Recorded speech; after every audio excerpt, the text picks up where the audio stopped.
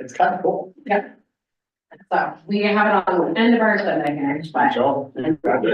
Sweet.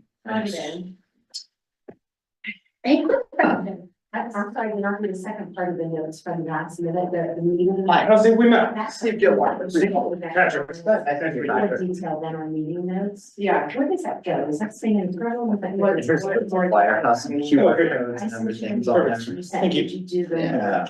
detail? Steve, I think we met, at the. Maybe I just started the meeting. I don't. No, it was, I gave you the Fine. Yes, and then you asked for another. Right. question. I don't know the legend. The meeting notes circlet that has our reasons. And then there's a little I summary. recently worked with, The CJ, summary just goes in. for, Fixing. Yes. we were in, Isaac sends out and then the meeting notes gotta go. Arizona, I do a lot of work. Okay, so you're not doing that. I didn't do Yeah, I that. talked with CJ pretty. Oh, the summary, I think I remember you. Okay, yeah, okay. Whether you like it or It not. happens. Yeah, he's. Yeah, that's what I wanted, it's just a quick, yeah, okay, so that one goes to town council. Just 'cause I didn't know also how get that that. was. Because I didn't Building, know. momentum there. Thank you. Nice to see you. I'm Steve Michelle Kazarick. Nice to meet you, Steve.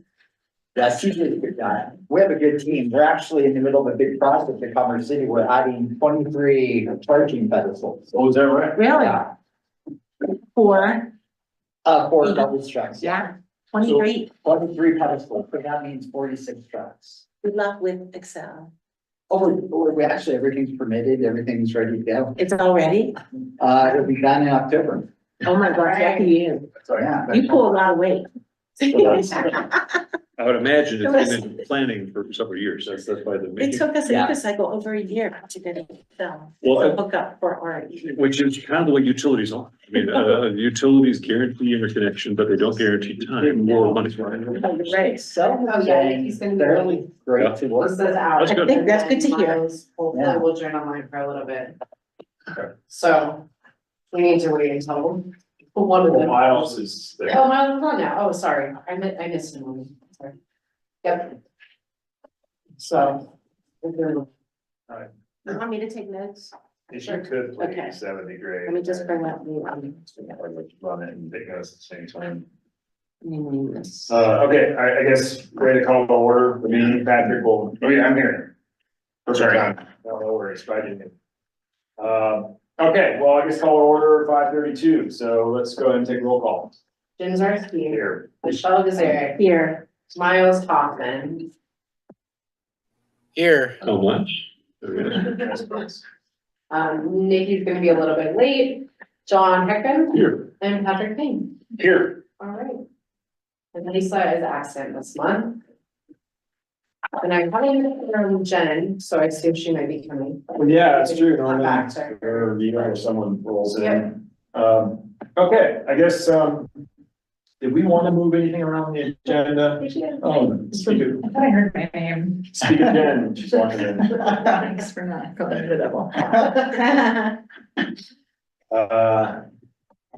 Do we want to move, we talked about moving some things around for a vote, I think, or just keep it as is? well, it depends on when you have to go. So if we're worried about losing forms, then I guess we should consider it. So you said you wanted to stay for those bits anyway, so Yeah. I think that we can move those up. All right, and Miles, you said earlier was better too, so I guess. I was about to ask for a motion to approve the agenda, but there's already some pre-talks about moving some things around, so that's why I'm just kind of jumping into it. So then do we want to move up, was the eco-cycle leader We can do that. and the leaf pickup? Sure. Are those the only two vote items we need to move up? Yeah, those two have motions associated with them, so why we're talking about moving them is that we may lose forum because Miles has to drop off and Nikki's late, but then Jim may have to leave early, so just to ensure that y'all can vote on it if you'd like. So make those four A and B respectively, Michelle, and then make Republic C, gas offsets, D, and then messaging. All right, hold on. Messaging will stay the same. Okay. I'm trying to catch up. Hold For on. those of you who have not met Steve yet, we have a guest here today. This is Steve Gilmore. He's from Republic Services and he is kindly agreed to come present to us this evening, so. Yeah, my pleasure. And we appreciate your patience while we move some stuff. Oh, no, that's fine. I understand quorum issues. So, okay, so did those, Michelle, did you get those pages? Hold on, let me just pull up the agenda real quick to make sure. So we are moving. Can you say that again? Michelle, it should be in that notes template I gave you. Yeah, items no, should but be it's in in the email. Do you have that notes I template? pulled the August template out of it before the September. Let me- Oh, we need the September because we did change all the templates for accessibility. Got it. So let me pull- So, but that's all set up with September's. You sent the email 2 days ago, Yeah. 11/14. So we're doing eco leaders first. Yeah, let's move eco leaders up to 4A, we pick up 4B. In public, gas offsets, speeding and then messaging stays at B. Okay, so eco leader gets pulled up to A Yeah, and if you see in B, go ahead. B goes to B stays. Well, no, when you push them up, Right. A is gonna become Got C, D, We C. So we pick up, Very silly. does he pick up B or D? B.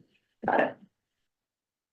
that makes sense? Yeah. Okay, got it, okay, all right, so with those edits, now do we have a motion to approve the agenda? So moved.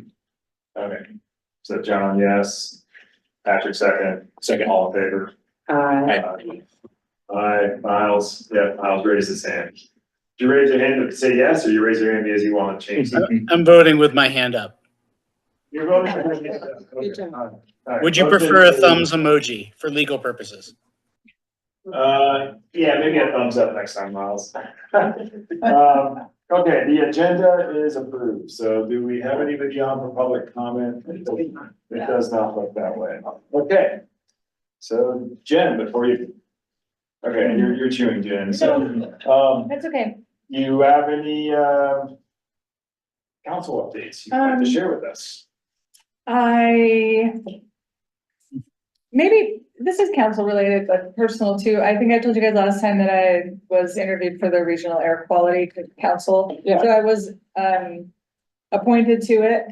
And, thanks. And last week I did the orientation and the meeting. I think I spent 10 hours with them last week. Are you kidding? So the orientation was like 3 or 4 hours and then the meeting's like 3 hours, every first Friday. So the cool thing is they're doing a blueprint for their recommendations, kind of like our comprehensive plan or so, for any recommendations that they're making for strategies for getting into attainment of the levels in ozone that we're supposed to be at that we're not. So it was just a massive amount of learning for me, but also very exciting, some of the programs and kind of new ways they're looking at it, knowing that federal and state funding, like they're having the same conversations that we are about concerns of there not being money for things, and shifting kind of where those funds are going to come from and what it's going to look like. But also interesting that there's a lot of heads of like Excel and AAA and oil and gas folks and just not at all everyone I was expecting to be at these meetings. And so, yeah, it's interesting. So anything I learn, I'm happy to bring back and share. And we'll definitely be advocating for kind of overlaying our sustainability goals with what recommendations come up for the strategies that they're implementing. It's the 25-person council. So Wow. I'm just one of the 25 folks, but it's really great. I like it. It's good stuff. So I'll keep you posted. Anything we should know about, like anything that's immediate? Not anything that I can come up with Okay. yet. That's good. Yeah, but when we do adopt this blueprint, which I'm still kind of like downloading in my brain of what the plan is. There are some specific strategies. A lot of it is focused on things that they're already working on, like automobile support for people who maybe otherwise wouldn't fix a catalytic converter or something on their car because of income issues, or the mow down program that's like transitioning from gas to electric. So the food truck thing though, electrifying the food trucks. Yeah, we talked about. Yeah. Yeah, so those are some of the ones that are already working and that are gonna continue to stand up. But I think we have a retreat on November 7th for 8 hours, and where we will do, wow, it's a lot of committee time. Where do you get to go? We'll be, I don't know where it is, it's somewhere in Denver. It's not anything. But we will be kind of breaking and fixing strategies and trying to come up with things to meet some of the goals. And I think it'll be really great to bring what I know from here and, you know, have input from that capacity, so. Yeah. If we can help people prior to November 7th understand anything, just tap us. I appreciate it. Me and AI are Learning. having a lot of, a lot of learning with a lot of documents and things, so, Awesome. trying to think if there's anything from the council right now. We just met to discuss budget stuff, I support Arizona on their Yeah. payment stuff, through some work. that's what comes up a lot, actually. Well, this is true, yes, What they're but doing. it's a big kind of follow-up. So I don't really know where Colorado is, but if you want to Yeah, kind of cross. I would love that. Arizona. I don't know how I became the, air quality sustainability. We're excited. So I became a convert, so Yeah. it's a good kind. Yeah, because you have to breathe the air, so you understand. Yeah. Yeah. So, we did budget discussion, we're only about halfway through. So we have another meeting next week, I think, to talk budget stuff. But no major changes yet. We're all branches for not wanting to put, Christmas lights in Rock Creek. So just a heads up. The intent is to have the HOA start to invest in that again, because they used to. And we're really trying to focus on lighting up the economic development areas, the places where the businesses are versus like one particular community. And I think most people on the council think that's fair. The mayor voted that he wanted the lights, so he's the Santa and where all the branches, and that's, we're fine with that. Yeah. So, Good stuff. yeah, that's it. Well, thanks for the updates, Jen. Alexis? Great. Sound. Yeah, I guess to start out with, we're sad this is Nikki's last meeting for those of you who missed it. And it's her. Yeah, I'm really sad about it. Me Gosh. too. Yeah, I guess the reason I haven't been kind of around as much is because we've obviously been scrambling to kind of make all these tough decisions about where we're gonna be living and what is feasible and, you know, and it's tough, being a foreigner in the US right now.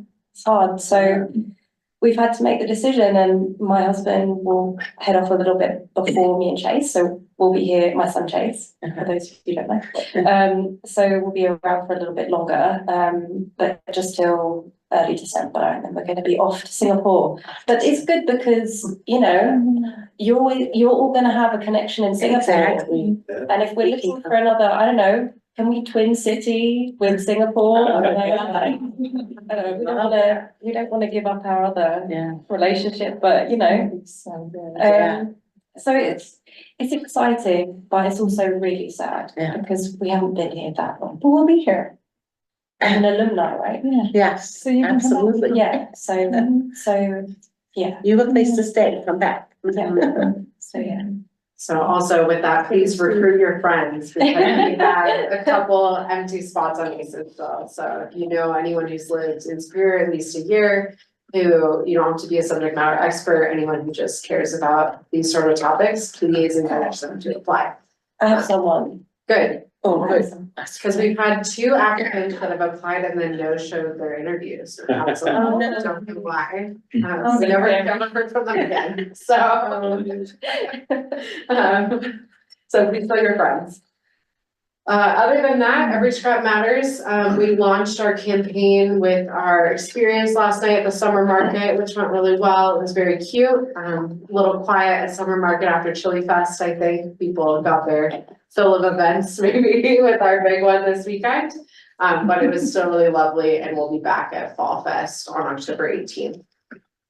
Other than that, Just a reminder that I did take the feedback from last month's ACEs on the Dropbox and orienting people and what sort of content you would like to see in there, be able to refer to. So take a look at that if you haven't already, especially knowing that we'll be discussing ACEs 2026 work plan next meeting. And then lastly, just an update on that Dr. Cobb CPRG building policy grant that we've talked a lot about. So we're talking with North Glen now about potentially splitting a safe build person with them. So for those of you that don't know, we have a contracted building department. We don't have staff that run the building inspections, and that can make it quite complicated as we update energy codes. We really push the envelope kind of in that area, and energy codes, even for people who work in that world, are just very niche and a little bit complicated. And so we really like them to focus on how they're reviewing that in plans, how they're inspecting for those sort of things, providing more support to residents, both who have questions, both education to contractors. We'd just like to make that a little more robust with those funds. So we're talking about potentially splitting a position, and we're kind of in conversations with State Build about what that could look like, but they seem open to it so far, so that's really exciting. And then we're also looking like we would probably have funds to hire a part-time person for building policy as well. These funds are very narrow in what they can be used for, unfortunately. But this person would really help with administering that grant, helping us kind of like work with that safe build piece, going back and looking at the permit data. And helping us look at what the opportunities might be on electrification, kind of where we as a community now, where could we go, what sort of policies could we look at. So that's really exciting. And I think it's coming together ahead of an end of October kind of deadline for that. Wonderful. That's really good progress. Yeah. So it's been a lot of conversations with a lot of people because we can't change the grant at all. It's an EPA grant. So we can't touch it in any way, like in terms of changing it. So just really trying to make sure we're following the exact rules and the exact guidelines of what it needs to be. So it is a little bit narrow, but I think we're gonna get some really cool support out of it. That's Nice. You know what I'm saying? That's it. Some dates on there. Oh, yeah, this upcoming events, so everyone knows that October 18th Fall Fest.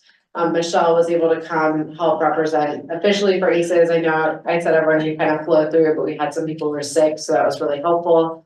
I think Fall Fest is gonna be really big, so if ACES, if any of you even have like an hour to come to the booth, that would be really helpful. Is that 9 to 2? 9 to 1, 9 to 1. and it's downtown Superior where all the other summer markets have been. This is the Fall Fest. The Fall Fest, yeah, and it's gonna be big, it's gonna be packed with all sorts of booths. Jeff and Paige are playing, so the children are gonna be out in full force.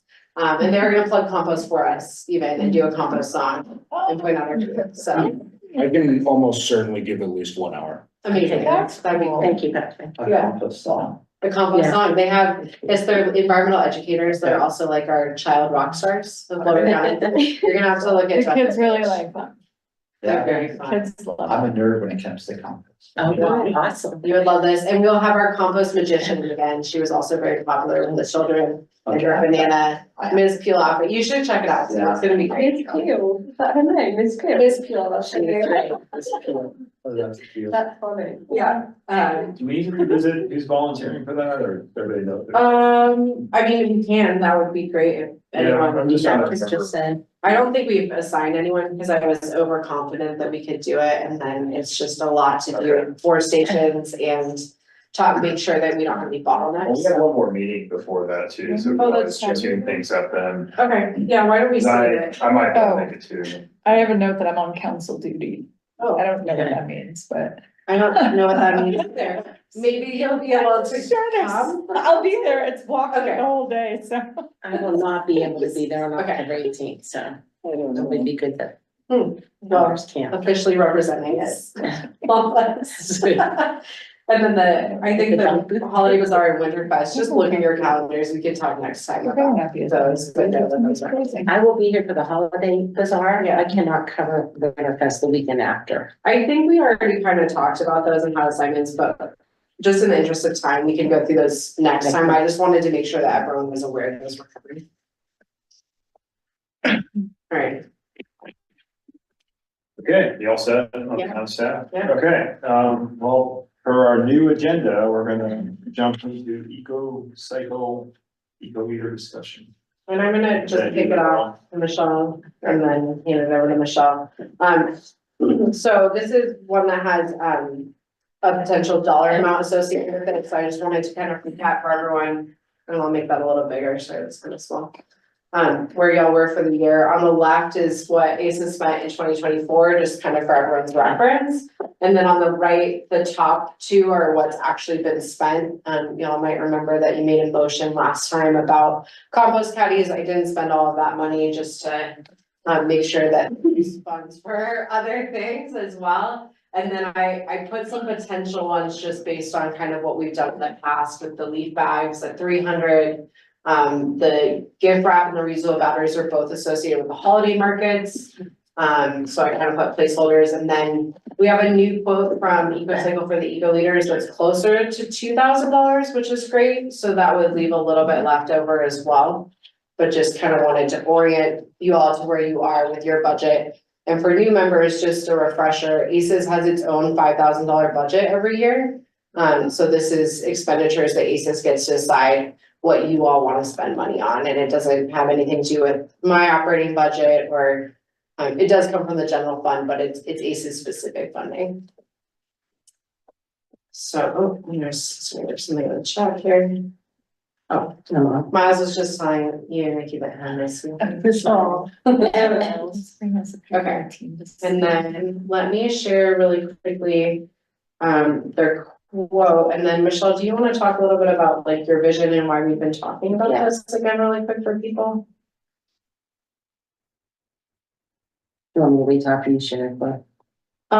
Yeah, so sure, yeah, the important part is, with, Michelle and I both kind of talking to them about what they could do in terms of supporting our work here. This is what they've come back with, and I think there's, oh, sorry, hold on, I'm going to stop sharing and reshare. Sometimes it doesn't like when you share multiple things. Sorry about that. Basically, this is what they came back with, and I think there's still opportunity to kind of discuss and refine this, but they said if we want to do kind of a train the trainer type model and have, really recruit eco leaders through EcoCycle, have them kind of do the training. They also could foresee working with some of the multifamily complexes, creating some materials and other things. This is kind of what they felt like it would take for them to actually support that work.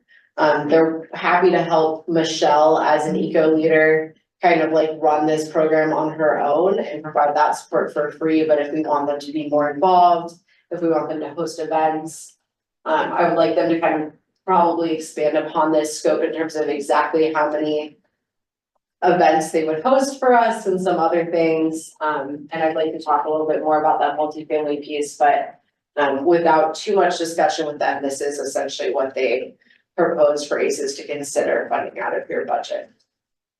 Let me take it from there. Yeah, what did I miss? You fill it Yeah, in. that was great start. So back to where it says build on 38 current volunteers. When I first moved to Superior back in 2015, and I joined EcoCycle as an employee, but more importantly, I became an eco leader for our town.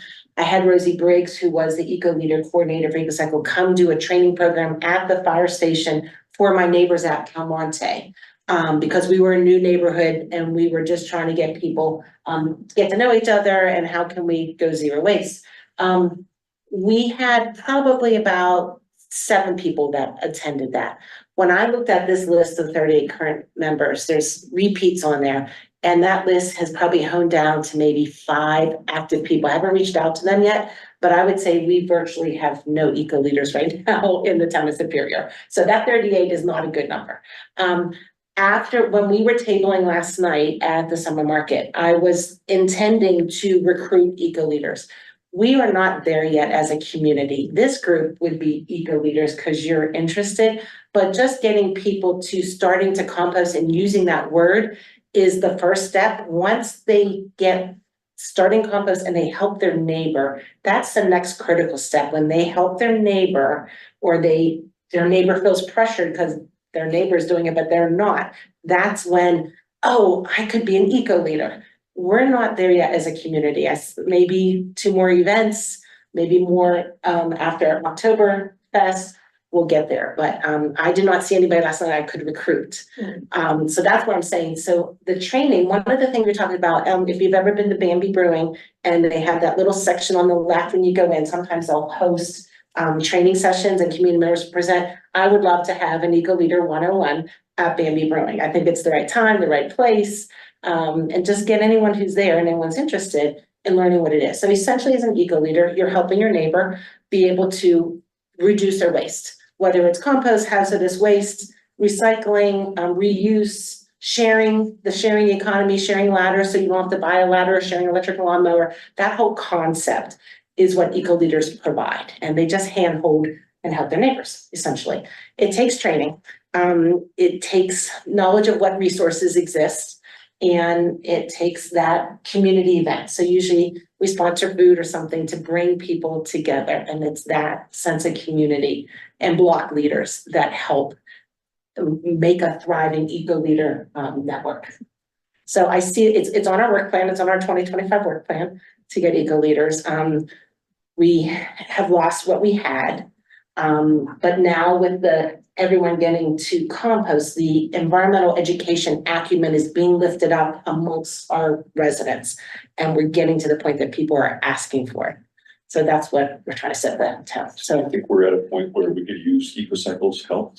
absolutely. Okay. So this is where Lex Shannon, who took over for Rosie Briggs at EcoCycle, would come and do that training, that 101 at Bambi Brewing. She would host another training, maybe here or in downtown Superior, with interested neighbors that say, oh, I want to learn more. What do I do? We could then have an event, like when the chief comes, we can have a little table of Eco Leaders. They're the ones giving out information, and Lex would shadow mentor them at that. And I could also do that. But with having EcoCycle do that, it brings all of the expertise that she has, all the networks, all the printing materials. They can print a lot of things. They have all the eco guides that explain where to recycle hazardous waste, where to recycle electronics. They give those out. They can give, you 20, you pass them out to 20 of your neighbors. The idea would be we have a block leader and everywhere in our community that has 100 of those eco guides, and they pass them out to their neighbors, and they're the lifeline for any questions. I'd like to let Miles talk, because I know he has to jump off maybe at 6, and he raised his hand. Thanks. Yeah, I love the idea. Obviously, I'm supportive of everything you're proposing here. The only thing that comes to mind for me is for Bambi Brewing, a couple things. It's not the most convenient to get to, and I think this could be a great program for parents to bring kids of a teenage year frame with them to potentially be junior Eco Leaders or somehow get involved as well. So kids at the high school. So rather than, I would propose, rather than hosting it at Bambi Brewing, which is a little bit of a small space there, and then also you have to drive to get there for most people, either utilize the Civic Center or the center downtown Superior space there, or potentially one of the high schools themselves and get them to partner to actually host it. Because I think you're going to get more people involved who are actively engaged in like environmental efforts, and there's more folks in our high schools doing that right now than there are town residents, in my opinion. So just food for thought, additional spot. Great insight. Thank you. Hey, Miles, how much more time do we have before you gotta jump? Maybe 5 minutes. We have quorum. I guess, okay, yeah, I guess we have Nikki here now, so, okay, I guess we gotta jump on sweat it. That's fine, so. Awesome. Any other questions or thoughts, or? Is there an eco group at the high school? Like, are there, Yeah. so would they like spearhead something like that? Like, if it was done together between the town and the school, would they be heavily involved in it? Miles, do you want to add to Jen's question? Yeah, I could reach out and figure out who they are right now. I knew the group 2 years ago. Monarch hosted a tree summit about 1.5 years ago. So there are active groups at Monarch, which is probably our best bet for local high school representation. But I can figure out where they're doing the summit this year and who's leading from that space. I think that's a better way to access the parents than advertising. Mm-hmm. Going to the kids. Yeah. Yeah. Well, so normally we have always met with that Eco Club president until last year. So the two eco presidents before, last year there was a shift with the eco club's vision and their involvement, and they got involved with Tiffany Boyd's, cool climate, in the classroom, which we 100% support. And that was more advocacy at the state level and policy, and going down to the legislature and making that, big show in policy, which I think is really important. So we did not get involved with them last year as much as we had the previous 2 years. But it's a great group and they do want to do things. So you being on the Regional Air Quality Council will also interest them, because that's part of what they like to do. And fight for, because you're in the policy, realm, in being on RAC. What about Silk?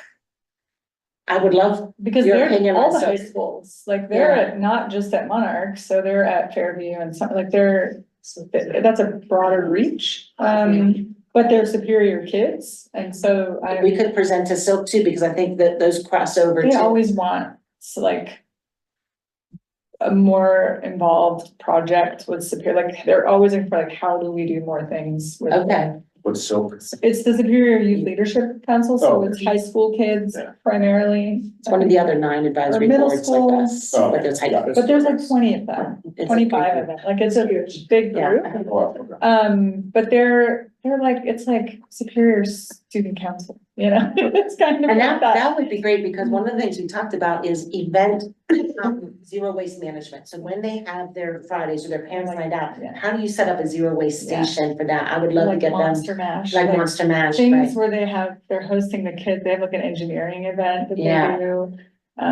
Yeah, That would be a they great would be a group to great, reach out to. however I can help, I know a lot of Yeah. the kids out there. Yeah. It would be valuable to look broader beyond youth as well, because I think that, those messages on recycling and waste management land differently from different, from different demographics, age ranges, it would be good to get some, older folks, joining in and mixing that group up, with young people and across different age. You're right, it does work when it's interject. Yeah, the seniors, we do a senior breakfast once a month, the first Wednesday here of every month, and that would be another group that we could definitely advocate. In fact, it's been some of the active seniors who have started composting that now realize that their trash volume is so small. They're advocating for compost to be picked up every week and trash to be picked up every other week. They have already made that conclusion based on their zero waste habits. So that, they're moving faster than any other subgroup I have seen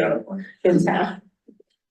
Just to handle the Miles here, he's saying he can reach out to Gita, who's the That is- sustainability BDSD lead, and Aaron about high schoolers taking on becoming an eco leaders project, so. Thank you, Miles. Well, before we vote on supporting this, any other questions about it? What's the date, sorry, that you wanted to run these sorts of sessions? I don't think it's scheduled yet. No I schedule. have a schedule, but as soon as possible, I'd love to do it. The Christmas and Hanukkah and New Year's, between Thanksgiving and New Year's, Americans generate 25% more waste than any other time, those 2 months. So I would love to get something on, I think something scheduled before that. a lot gets drummed up in September, November because of New York Climate Week, Yeah. which is massive. And then you've got the next COP in November. So there's. When is the generally- next COP? I forget the dates, but Okay. it's November. And yeah, Climate Week's in September. This month, end of this month. It'd be a good campaign, just pre-holiday, just an awareness. Yeah. We could use that digital billboard. I love it. Okay. We're gonna talk about it. It's amazing. If you drop that on your Real face hard to while hold you're reading at night in bed. Kind of becomes a little bit like a. Yeah, Right. don't fall asleep with it. So ideally, after Lex trains people, Marty Mates at the bottom would help advise it. Marty has done this all through Boulder, all through Longmont, all through Louisville, all through Lafayette. So we're probably smaller communities and just coming on board, but we didn't have curbside composting. We really just had recycling. So we're coming to the right time in our community to bring this on. So I think it's a great support, that we have from them. And And I think if ACES supports this, then Michelle and Austin would work on it and bring it back to ACES as well with what this would actually look like. This is obviously proposed, we don't have dates or anything else yet. Well, the recruitment, right? Like we need a bunch of people to attend this presentation. Right. Yeah. And there's multiple presentations because not everyone can attend the one you create. So the goal is to have routine, multiple Eco Leader 101 trainings. And then I could deliver that once, I have delivered that. And Lex Shannon is new. Like I said, I want to work with her. I kind of want to bring her up to speed of what Superior's like. We're not a Boulder, we're not Louisville, we're not Lafayette. We're very unique in our size. And so to learn what motivates us, I want to help educate her about Superior. Well, are we ready to take a motion to vote to spend the $1,900? 1990. All right, maybe, we want a motion? So moved. All right, second. All right, all in favor? Okay. We can do all these. Yeah. You can do all Once your punch, I like it. All right, cool. All right, Thanks for, Jim, I think it's you for leaf pickup. Yeah, this will be super quick. About 5 or 6 years ago, we started offering free compostable bags during the fall for people to use to get them in the habit of using compostable bags, black plastic trash bags for their leaves. And then at that time, my wife was a Girl Scout leader and a couple dollars in it, kind of turned it into a fundraiser like the Boy Scouts have done for a long time in Superior. Where the Boy Scouts have picked up Christmas trees to make money, the Girl Scouts were picking up leaf bags. And then taking them over to a recycle facility over here by the water treatment plant. So our only angle on this is just funding, an amount of compostable bags. They are usually here at Superior Community Center. We do some advertisement about us. People know they can come up, and that's it. So basically, we're looking at how much? 300. 300 towards bags. Well, that's what we spent last year, is whatever ACES wants, but Yeah. that's what we. I don't know, I think it's like about 5 of those bags for $2 or $3, I think. It's how much they're running at Home Depot or wherever, or Amazon, wherever you guys get them at, so. Is that enough for like, do you guys run out or? We run out usually typically right at the end. Oh, okay. And sometimes we give it a few left over, Yeah. so. Yeah. Do we limit how many we give out? Is it like 3 per We person? say, Do. yeah, I can't remember if it was 3 per person or 5 per person. It was like whatever the bundle is, I think. Okay. And we have like a handful left from last year, but it was about right, which is why I kept that same amount. Yeah. And we encourage people to reuse them, so if you are taking your leaves yourself to the yard drop off, dump them out and then bring your back. If the Yeah, Girl they're Scouts are reusable. picking up, Yeah, they are, they're pretty strong, as long as we don't get a rain. Yeah. When we get rain, These aren't the paper bags? the big paper Oh, bags, yeah, yeah. So just trying to There's educate something I'm already. people on using paper bags. Big learning curve. Pat yourself on the back. so friendly. I will, not yet. Okay, are we friendly for a motion, Yeah. Yes, $300 to? I'll move. absolutely. Second, all right, all in favor? Aye. I know, that was a motion. Yeah, well, kill 3 birds with one stone, Yeah. John, so, Okay. okay, all right, so Okay. the money and the quorum stuff is out of the way, so, now we can turn it over to Republic Services and the Town Waste Service update, so. And me, we are taking her meetings. And Alexis, This is the head. The tag team. tag team. All right, so we're here tonight, to provide y'all, how the 3-part program is going.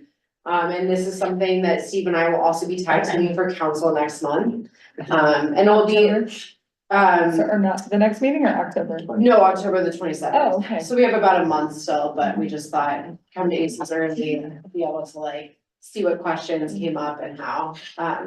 Am I allowed to share about it before you do that or no? I don't I wanna like. think you can, but we're gonna talk It's a about good it. thing, isn't it? Yeah. Yeah. Okay, We'll talk I'm not about gonna. it. Okay. Can I ask for Steve's last name again? Gilmore, Gilmore. Thank you. And you know, the I'll give presentation, it a might- teaser. yeah, Steve has included a lot of policy stuff that I think would be interesting to ACES too. Time dependent, we know that ACES may have a lot of questions here, so he's really open to dialogue. Of course, you're welcome to ask me questions as I go. Also, but we wanted to provide just a little insight, we're about we started this at the very end of March, so I think 5 months in now. And just, yeah, how things are going, what it's looking like. So, for members that might be new, we started this new service on March 31st of this year. It is just for the town contract, which is about 1,100 households. Over the next couple of years, it'll grow to about 1,400 households with kind of development that's planned at this point. Not Rock Creek. And not Rock Creek. Rock Creek, last year, council removed the exemption that Rock Creek has to have their own contract, so in 2028, Rock Creek will be coming in, and that will be a significant influx of households as well. So, eventually, this service will be the service for, everyone in single family, in the town of Superior. But currently, it's just a smaller subset, which is great, because we're trying a lot of new stuff this year in this contract. So this is the first time that we've ever had curbside compost included for everyone. It was an opt-in before where you had to pay extra, but now it is included in the cost for everyone, and it's picked up every other week. So that's really exciting. Also very exciting that we got the EV trucks. They do all the collection for compost recycling and trash service. They're so cool too. Very cool. And Steve's They're gonna just really talk a cool lot about when you them. see them out there. It's I haven't really seen cool. it outside. Yeah, So They're quiet. shiny. they're very quiet, they're very comfortable, I got to sit in one, they're really cool. And then we also switched to volume-based pricing, so a price incentive essentially to have a smaller cart for your trash, any size compost or recycling carts are included in the cost. But the volume based on the, smallest trash can is the cheapest, the biggest trash can is the most expensive. And this is also the first time that we've included educational materials, needing to come from the hauler as well as from us in our contract. So I think that's really exciting, and it speaks to kind of where we're at, and there's a lot that's new for residents who may have lived here a long time. So just kind of getting everyone up to speed on all of these new and exciting things. And I just add from tabling last night at Summer Market, there are some people still didn't understand what volume-based pricing is, meaning they are buying and paying for the medium-sized trash can. They didn't realize there was a smaller one. And the education that came from Republic is really important. They said, oh, I had that little postcard that they sent, I had this calendar. We never had that with the previous hauler, so thank you very much. So yes, like we just talked about, volume-based or pay-as-you-throw, as it's sometimes called. We now have 3 cart sizes, which was the thing we heard overwhelmingly from residents that they wanted, is to be able to choose their cart sizes. They didn't want all of the 95 gallons. That's what everyone had before, was only the largest size.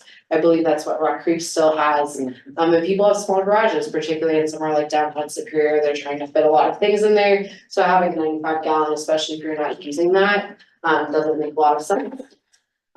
What we found is that, people by and large are, kind of, a lot of people have gone with that medium size. It's kind of like the middle ground that works for the most people. About 60% of people went with that. About 30% of people have been able to go with that smallest size, which is great. And then, 10% of people, that largest is still what works for them. Which is great because everyone can pick what works best for their household. One thing we're really glad about with our sustainability goals, we talk a lot about diversion and diversion numbers, which is what percentage of things are we keeping out of the landfill. And really thankful to Republic, one thing they do is give us a report every single month of what our diversion number is, and what our tonnages are, and just a lot more transparency on the data, which is really awesome because our 5-month average is showing that we're at 38% diversion, which is really, really good. Especially because when we've talked about where we're at before with diversion, we pull from Retrack, which is the Boulder County reporting software. And in 2022, we required that everyone who picks up anything in Superior report that in Retrack. However, it is just self-reported through the haulers. So as we've gotten more into data with our dashboard and other things, we've dug more deeply into some of these numbers, and we recently found out that previously, Waste Connections was only reporting data for the town's contract and not everything they picked up in Superior. So they were not reporting everything they were picking up from the HOA as part of our diversion numbers. So that has changed to where we thought we were at, not as terribly drastically as we feared, But it looks like we were at 33% in 2023 and only about 26% in 2024. So 38% is really exciting to see with this new contract. But what that does mean is that moving forward, we should be able to see what we're doing on our town contract. Rock Creek is a separate number, and then a community-wide diversion number, which is where we put in our town yard waste site and the reuse that we know about and some of those other pieces that kind of applies to everyone. So some silver linings there, but data can be really complicated, particularly when it's self-reported. That's a really great number to see that progress, and obviously you see that 65% diversion by 2030. So we have a long way to go, and that's where the Eco Leader Network can help. And how do people go from 38.2% to 65%? Who's the leader in Boulder County? Is there, Older, where are they at? like 80 something. No, they're not 80. There are certain. 50. There are certain neighborhoods that are at 80%. There's a lot of neighborhoods that are at 80%. There are other groups that bring them down to 50, but the goal, 65% is not a hard attainable goal at all. Loveland is doing a great job. Yeah, so there are other groups. So individually, we could rank ourselves what our diversion rate is. But yeah. Where do you guys get the mass data from? So the data comes actually from most of our locations, right? So we go to Boulder County Burf, we get tickets that indicate how much we're tipping there. We control the solid waste as well as the reporting. So those are our numbers. So compost or recycling count as diverted? Yes. Yes. Yeah. Yes. So if you took the weight of compost, recycling, garbage, and there are 50 pounds a piece, Mhm. and you added compost and recycling as the diversion, your diversion would be 2/3. Correct. Is that how the math works out? Yes. You give an A on that one, dude. Very Yeah. good. And then, yeah, for the community-wide, we also look at reuse as diversion. So if, for example, instead, we have the program through Resource Central where they come and pick up people's, kitchen cabinets and other things. Curbside, so instead of those going to the landfill, those are something we can count. And you have to be really careful with data. Because the reality is that recycling stream as well as that organic stream has a certain amount of contamination. I was wondering about So- those contamination So factors. the reality is that number is likely less. With all due respect to Boulder, there's no way they're hitting 80%. Well, I was only mathematically. Fine, you can say that. What So- about roll-offs and things that people use for, So that That's shows up. like for like construction. yeah, like It's there's. that's a black hole here. Okay. It's Michelle, we get, we retrack, there's all the Yeah. haulage, so we have like 50 haulage that we Yeah. get data from. So Yeah. it's not perfect, but It's we not, do get it's some not of that perfect, data. but yeah, so when you pull a permit, you get that data.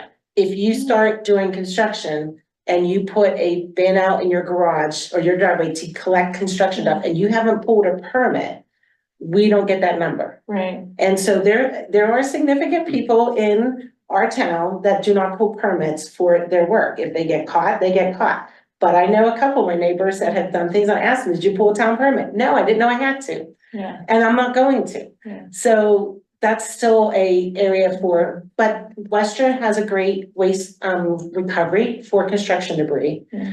Alexis has been working with our planning department and to get more of those numbers. So we're getting there. A lot of opportunity. And it should still be in retrack, so there's two different things, you're talking about the construction and demolition permitting part where we do have.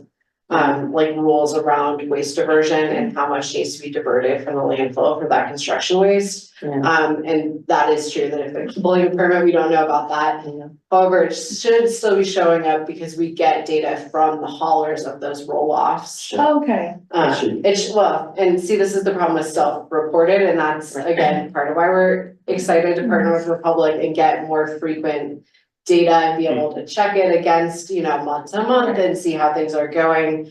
It feels at least a lot more transparent. Of course, like Steve alluded to, there's gonna be, it's not perfect with contamination and other things, but, We are far better than we were 5 years ago. And it's just gonna be much more transparent than anything else we're getting in there, you know, we do our best and we've followed up with various people to try and find out more. Yeah. And we're doing our best. One last clarification Sure. that I just want to make sure I understood. So, like recycling that ends up not being recyclable, that is not factored in here? No, So it's like not plastics because, that aren't actually recyclable aren't accounted for. No, yes, actually, well, oh, so if it's coming to our MRF in Denver, not to the Boulder MRF, all the plastic that goes to our MRF is either circular or actually downcycled in most cases. So we don't have any plastic that we turn away or that we can't find a market for. Oh, really? Okay. And Boulder has about anywhere from 5 to 15% of trash, depending on the year. Christmas time, holiday gets a lot more. So most of it goes to Denver. No, ours does All- not. that's- that's- But if you, ours goes to Boulder County, but if you just talk regionally. Yeah, Oh, There are ways to downcycle some of that plastic, if you have a buyer. And sometimes you just landfill it because it's so contaminated. yeah.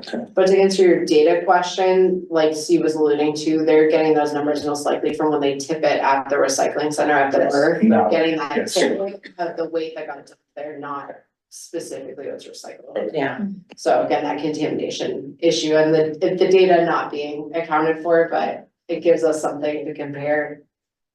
yeah. So, And this would help inform buyer habits and zero waste habits. Like when you go shopping, choose something that has recyclable packaging.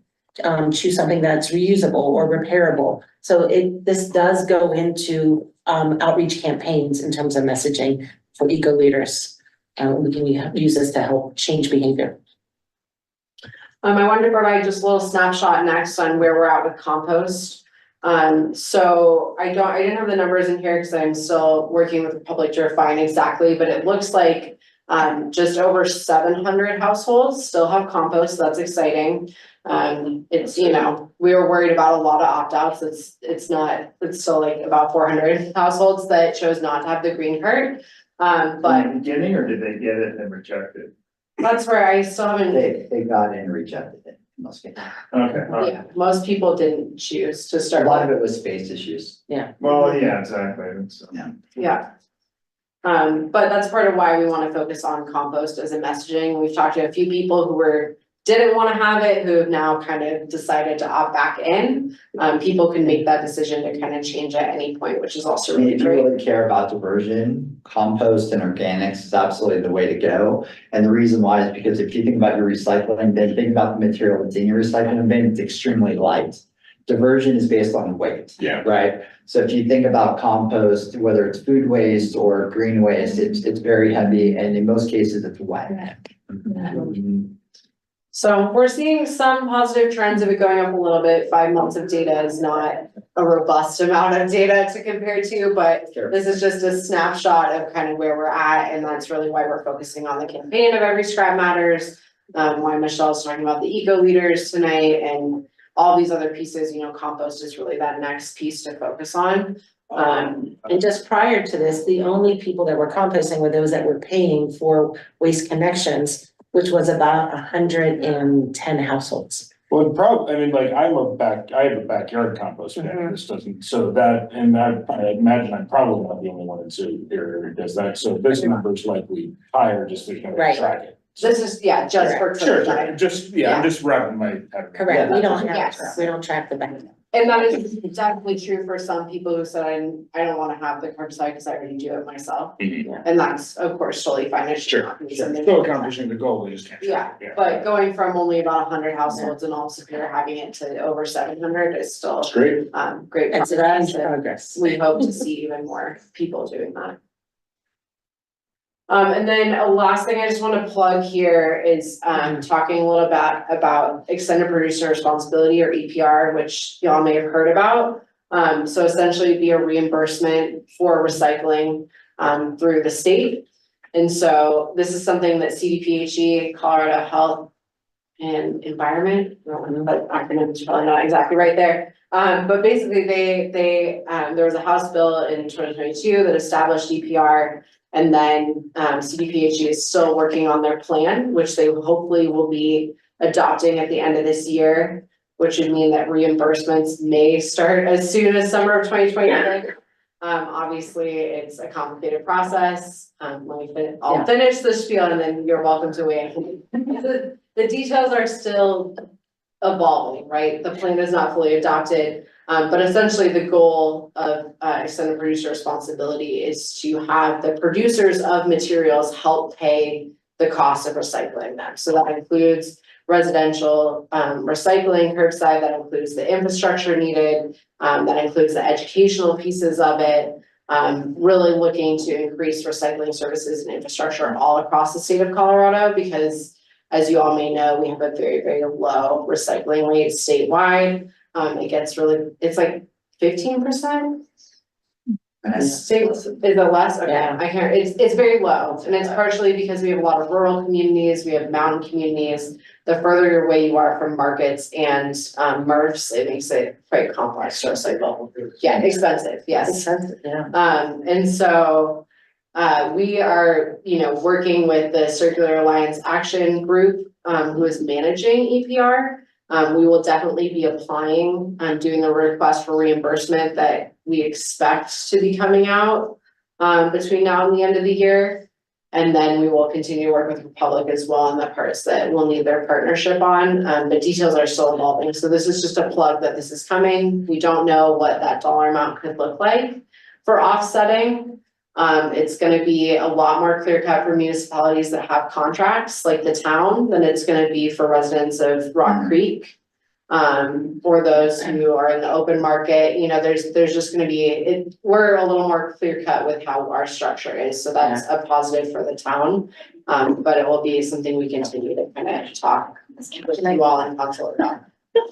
I just want to add, so one of the tenets of extended producer responsibility is called eco-modulation. It's basically giving consumer product packaging companies a reprieve from paying more to this fund if they package their products in recyclable materials. And right now, the devil's in the details. They didn't work out those details until right now. And right now, there is a need to voice your opinion by September 14th that you want a certain accounting method. We want a certain accounting method to be applied, meaning there are some, for lack of a better word, devious people, companies that want to count incineration of their plastic products as 100% recyclable because it's going to fuel. I'm personally against it. At EcoCycle, we're against it. I will forward you an email if you so choose that you want to voice your opinion. It gives you the link on how to voice your opinion. Yeah, and so it's a big deal. The details are coming out right now. We knew there was going to be a time that we're going to work that out, and it is right now. And so there are some unfriendly environmental practices that are being pushed under this, and we don't want those counted. We want those people to pay more, and they should pay more because their product is costing us in environmental air quality, water quality, and landfill space. So just so you know that it's circular. Send me them, it's a really. I will It's send one it of to the only places where we have a very different opinion than the Europeans. Yeah, The Europeans are very happy to accept to incinerate everything. because they don't have the Clean Air Act. Yeah. But, yeah, probably We not also really don't have long. any Space. Space. Like a landfill. Is there feedback window? Is it just through that link through individual? Like, is there any? It is, it's through town CDPHE. stuff? Like, would there be any advocacy from a whole council or is that not what you're looking for? No, you could read it, I'll send it to you, and if you think there's a need for town council to send a letter, yes, by all means, And yes. just so you know, CML has been really Oh. engaged on the issue. Okay. Yeah, they're really good. Yeah. See, Circular Alliance Action, that nonprofit company on the bottom, is also doing the state of Oregon's extended producer responsibility. They are very respectful nonprofit As company. well as California and Maine. And There's so California. many materials that purport to be recyclable that aren't. Exactly, that's the problem. Yeah. And we don't want them to continue to get away with this. This law could help close those loops. And we want them to close these loops, but right now, the way it's written and the way they're advocating and lobbying, we might not win this argument, so. Does that producer defined as like any manufacturer of any product like a grocery store carries? The consumer products, yeah. There are some exemptions like cannabis products. It's very complicated. It is very detailed and, but think of Procter and Gamble, Unilever. Those companies are the ones Coca-Cola, paying, Amazon. yeah, Correct. Okay, yeah. that's who's Okay, paying into the extended producer fund that we will then be being reimbursed to the haulers. The one thing I asked when Recycle Colorado had their webinar on this, when we do town events, that wasn't covered. They hadn't worked that out yet per se. They just, you mean for outreach? Education? For payment, for background payment, like our Yeah. contracts are separate contracts for events. They Oh. should be reimbursable. Yeah. So that should, they talked about it recently and that's gonna be like a secondary piece to it is reimbursing anything that towns do, including events. Yeah. And that's gonna be complicated for some communities who have bundled in like their own facilities service. They're gonna have to like pull that out. So Yeah. it's gonna be complicated. There's a lot of details that have not been figured out, but I wanted you all to know this is coming and it'll certainly be something we continue to talk about when we actually have details, but this is about what we have so far. But the big picture is, Cycle digging into this themselves? Yeah. Is what the answer should. yeah, and all of the waste companies Just- are, California's done this. yeah, Yeah, they're, I mean, they're, it they comes- haven't passed this bill for producer responsibility. they have. They did, But So, it's so not. Oregon has implemented their Yeah. program. yeah. They got sued. California was within 2 days of being implemented and the governor decided to have the entire plan rewritten. That delayed it almost a year. New Jersey, Maine have been working on their plan for over 2 years. And like the definitions that your email's looking for, are those already defined within Oregon? Every state is different. And this That's is why why, it's a challenge. in lieu of a national federal recycling policy, this is what we have to deal with is each state. So the West Coast, Washington just passed CPR, British Columbia's had it for 20 years, California. So if you think about the definitions of all of the, between the province as well as the 3 states are entirely different. Each state is how Oregon views Colorado is actually viewed as the best law in terms of how it was written, how it was drafted. What we expected. Yeah, so we actually have a good law here. And I would say Colorado's law was built on many meetings, many webinars during COVID with waste hauling companies and providers. And so it took a lot of time to put Colorado's law. And a lot of stakeholders were involved in that. And that is why it's like that. But great questions. Yeah. But the good news is producers are finally paying their fair share of the waste that they're generating. Sorry, are we jumping over We're now? trying to get to Steve now. You So you got- got about 20 minutes, Steve. All right, so- So my name is Steve Gilmore. Thank you for having me. Thanks for I've been with the company for 10 years. Moved here full-time in April from Washington State. So I've been working in Washington State for the last 10 years, mostly on the post-collection side of our business, so recycling, landfilling, and compost. So this stuff I really love. This is my bread and butter. Now I'm on the hauling side, so it's a little bit of a different scenario. But Republic Services is in 48 states. We're in Canada, we're in Mexico, we're in the Caribbean. We do all sorts of environmental services. Before we were traditionally a solid waste and recycling company. Now we're also an environmental services company, which basically means that we handle hazardous waste. We handle any sort of emergency response where hazardous waste is involved.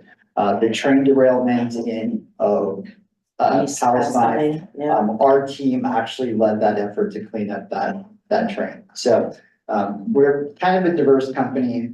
I'm more on the, of course, solid waste, more traditional solid waste and recycling. So this is my first event when I came to Colorado was actually right here. It was a Tetra Truck event and that those 2 pictures on the bottom. So plus this is my first presentation actually, so Colorado. So this is my favorite city right now. Because this is our first, so, right now. The program actually rolled out really, really well. There was really very few glitches. It was a great partnership between the city staff, our operations team and our municipal team. It actually went really smooth. The community's been amazing. The Tetra truck, how many people did we estimate came to that? Was it actually? That was a blast. It was a lot, I, yeah, go back and look, but it was really popular. It was, the number was surprising when I heard it. I It couldn't was believe that surprising, many it was people way came, more but than we I thought. can't remember what it was though. It was a lot, and it was really exciting to see that excitement.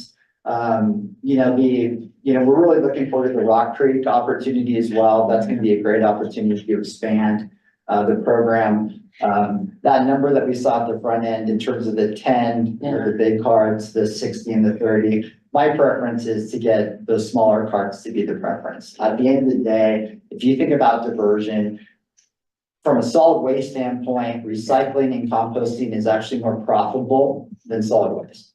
So from our standpoint, it is great to actually have as much diversion as possible. There tends to be this confusion about solid waste companies. Not every company is Republic. So Great. with that being said, we're about diversion because ultimately from a sustainability and a profitability standpoint, I mean, we're a publicly traded company and we want to make money.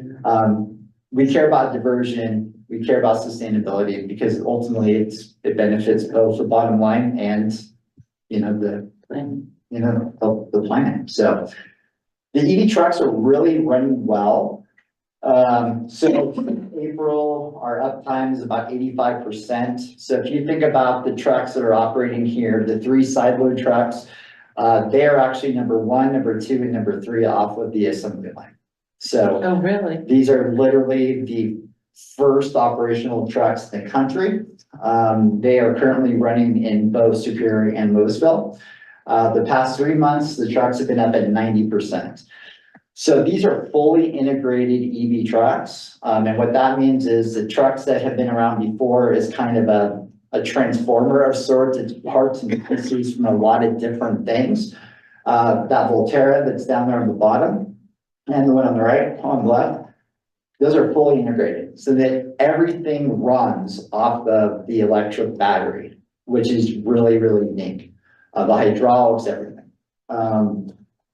The rear load truck was the one that was actually not operating the best. So the more sophisticated trucks actually were doing really well. And the one that's the least sophisticated was having the most problems, which is weird. But the good news is the last 2 months, that truck has actually been running at 100% uptime.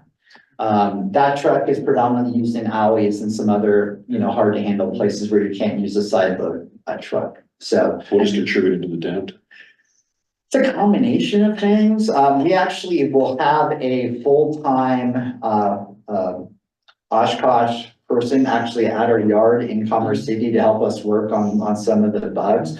But a lot of times, like during the winter, the drivers were running the heat more and that drained the battery, just weird little things. And the last software update has pretty much eliminated most of the issues.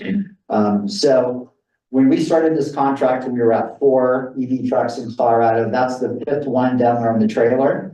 And we're getting 9 more by the end of November. And we are currently installing 23 EV pedestals at our Commerce City hauling yard, which will add the ability for us to do almost 50 trucks at that facility. Do the trucks that serve our neighborhood come in from Commerce? Yes, yeah. I've gotten a couple of complaints about the trucks, people that don't put their trash out until they can hear the truck coming. We'd love to hear that. No, we'd love to hear that. Thank you. They don't know that it's coming and they Yeah. miss it. And The so, good yeah. rule of thumb, We need an ice cream truck or an I just, that's really the hard. good rule of thumb is just 7 a.m. So we heard the same thing in Bellevue. So the funny thing is in Bellevue, Washington, we rolled out natural gas trucks many, many years ago. And the mayor was upset that he would wake up hearing the truck coming down. When we changed from diesel to natural gas, he missed his trash like 3 weeks in a row and he got upset. Like, come on, you know what to tell me. Yeah, you can hear it blocks away and the Exactly. you're like, oh, it's coming. And really, we've had really no significant service or contamination issues. So That's great. I was gonna ask you. yeah, about, is there's that- really only been 3 issues and these are actually kind of funny. So, Oh, my gosh, are you kidding? so these are three of the issues in the last 2 months.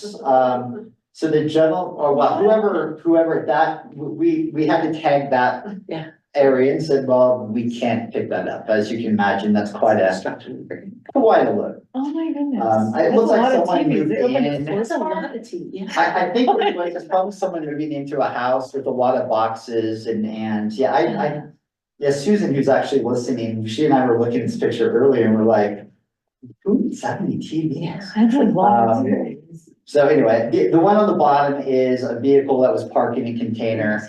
And our drivers, we don't really want our drivers to get out of the trucks because the solid waste industry is the 5th most dangerous occupation actually in the country. So the more that we can keep our drivers in the trucks, the better off. The more that they get out of their trucks, the more likely they're gonna get hit or other things. The reality is we also don't want to move carts around because ultimately that can cause injuries as well. So that one on the upper right is a organics cart Oh, that no. actually has a cardboard thrown on top of it. So now this is a really over the top,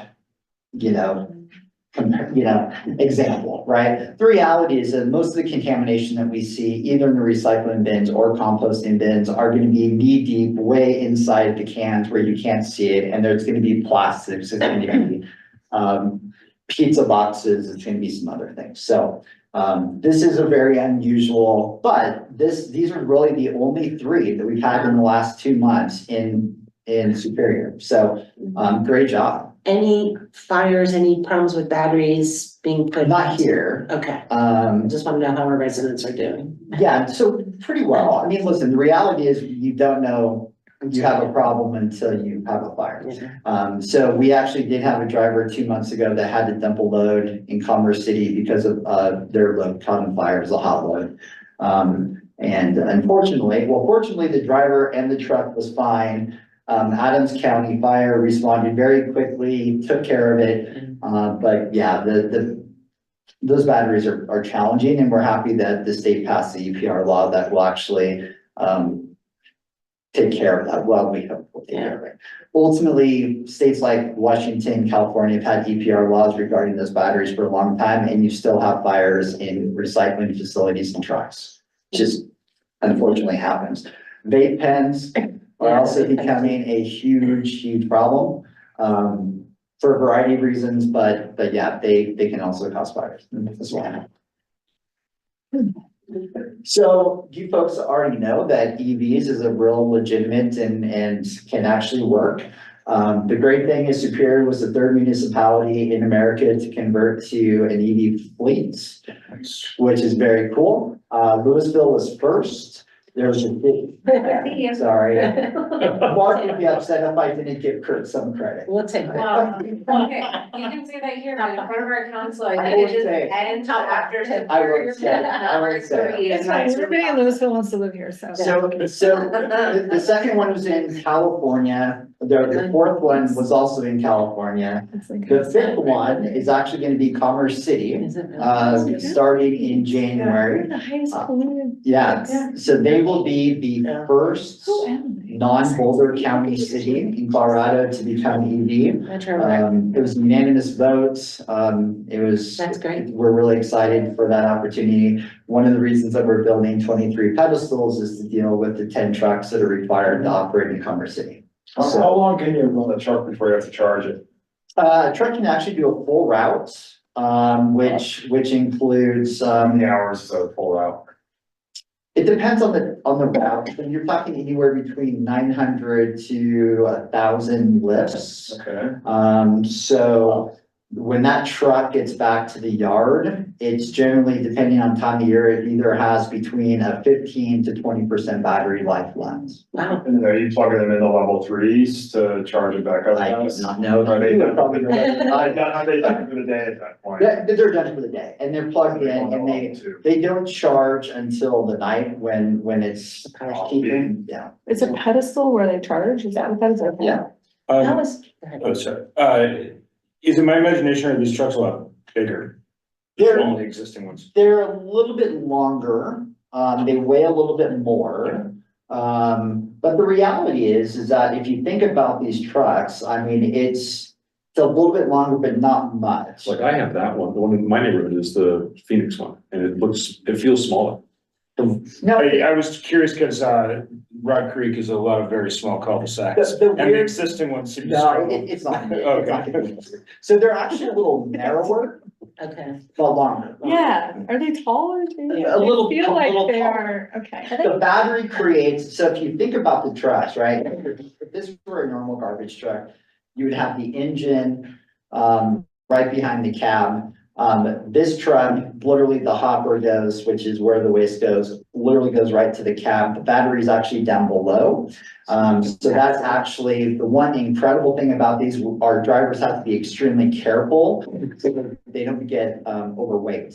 The compaction that the electric has actually compacts the waste and recycling so incredibly strong that they can actually get overweight by sometimes 2.5 to 3 tons. How- Is there something in their systems that they can see that in real time? Unfortunately, or- no, but the drivers are really good about knowing the fill and the sound of the truck. It's a fill, Were they manufactured in the US or were they were, That's amazing. Where Yeah. were they manufactured? I believe in Tennessee, Cool. With the Oshkosh. Oshkosh. I have two quick questions. Yeah. When it comes to the compost and the Oh. contamination, what are you seeing? How can we help and can we tour the facility? Yeah, I think more to come on that. I'll be able to answer that, but as you can see, there's a lot of great, partners that we're working with all over the place. Including my old hometown, Wilsonville, many years ago. But the great news about this is that not only are we bringing those 9 new trucks into the Colorado market, but next year we'll also have 4 additional front load EV trucks for small containers. So, think about the containers outside of a restaurant or those sorts of things. So we're going all EV. Our strategy or our perspective is we want to get by 2030, we want 40% of all the trucks that we're purchasing to replace our fleet will be EVs. Wow, that's great. And in some communities, some states will be higher than that. Colorado, Oregon, Washington, and California will be, basically the West Coast and Colorado will be the states that have the most EVs. That's great. Because of the priorities in the states. Quick time check, share 5 minutes, so Okay. you got some key points you wanna hit. Yeah, so- Maybe we can start. Technology, we can send this out to the group, but. We should probably spend hours here, but. Yeah. So we're gonna go with organic, so this is where I think we can make the most inroads from a sustainability standpoint. So that facility up on the top is a commercial food processor. So what that does is it separates contamination from the food waste. We have currently 8 of those in operation in California. The thing in the middle is an anaerobic digester. And that facility at the bottom is at the Otay landfill in California. Boulder County did go and visit that facility. They would like to do something similar here. That's a fully contained facility, no odors, and it is totally off the grid. It utilizes an entirely, basically solar, perspective. What's it So- called? The oak. Oh, it's a landfill. It's a landfill that we have near San Diego, but it also has the composting. I just spelled it. Yeah. OTAY. Okay. What we're doing here in Colorado is that we're looking at expanding our facilities, adding facilities, and then of course, finding and developing partnerships, right? At the end of the day, this is gonna take a lot of different folks to kind of move the dial. So here is probably the most important thing that we're doing. This is actually yeah, this is actually a $4 million project, not a $2 million project, but all of the green waste that we will be picking up here in Superior will be going to our Foothills Landfill Organics Transfer Station. We will be processing it through that trommel that's down below on the right-hand side. That will actually, basically remove about 98% of the contaminants that are in that compost waste stream. We will then containerize, put it in a truck and send it to our Bennett facility, which we're currently expanding. Right now can do about 10,000 tons a year. After we expand it and it'll be open again in November, we'll be able to do 30,000 tons of compost a year. That's great. And Michelle, that we talked about the tour and that expansion that Sue just talked about is the reason we can't We tour can't it do it yet. until It's done. November, but it might be better to not tour it in summer anyway. Yeah, exactly. Yeah. So, but it's still on. That's great. So this is just a real kind of a nutshell of kind of where the commodity market is at compared to China sword, COVID. Yeah. The commodity value is still about 7% below the market where it was China sword, which is when they decided to ultimately shut off recycling to their markets. And this is really where I think I'll end it, which is our polymer center. Currently, we do not accept, or we do not get, unfortunately, the plastics from the Boulder recycling facility, but we would love to. All of the material that is collected at either our Colorado Springs facility or our Denver facility is sent to our polymer center in Las Vegas, where the intent is to actually make a water bottle back into a water bottle. Blue polymer can actually take, so that's in Buckeye, Arizona. So we sort the different plastics by color. So like a Tide bottle that has that weird red color, we can actually turn it back into PET flake, send it to Tide, and then they can utilize that flake specifically in their water bottle or in their Tide bottles. It's wonderful because it's not being done right. So we do have a new facility that's up and running, both Blue Polymer and Polymer Center in Indianapolis. We're also just announced that Allentown, Pennsylvania will be our third location. There will be a fourth location in Texas somewhere, and likely one near Florida at some point. Not exactly Florida, but Georgia, somewhere in that area. This is very much a hub and spoke sort of a deal. We have all these recycling facilities that are basically feeding these facilities. So I think I give everyone a card. I have so many. There's much more information on the card that you can learn about the polymer centers on that QR code, and I'll make sure that everyone else gets one. But it's a really creative thing because we can literally control from curb back to the shelf, and we're able to do that because of the polymer center. So And Polymers is a public company. it is. It's a joint venture between a company out of Europe and us. We're a 45% partner. They're a 55% partner. They operate the facilities, but they're currently doing this in Europe. So this is a really neat opportunity to basically do something that's really unique from a circular standpoint. And we really care about circularity. The one thing about plastics that drives me nuts is the fact that we're having to downsize. This carpet likely was plastic, shirts that people wear. The more that we can create that circularity, the better. So our CEO, who's John Vander, one of the things that he said is we want to make sure that we're evaluating every single ton that we're picking up at the curb to ensure that one, we're having the best use and value for that commodity that we're picking up at the curb. So we view our waste streams very differently than I think most companies. One real quick question, like, a compostable includes foodware, like a fork. Is that, when that gets to your guys' separate, is that considered contamination? In most cases, it's a contamination. And the reason why is because some of these companies that are basically saying that stuff is compostable, there needs to be truth in labeling. The reality is that 90% of the material that people say are compostable aren't. Now, that's not necessarily true in terms of, there's some really good players out there too. The reality is that in any large composting facilities, commercial-based composting facilities, these are very fast processes. To break down those types of materials, you need to have kind of a longer time. So smaller composting facilities that can do kind of niche waste streams are probably better suited for those types of materials, if that makes sense. Yeah. Makes sense. So, Thank you for. yeah.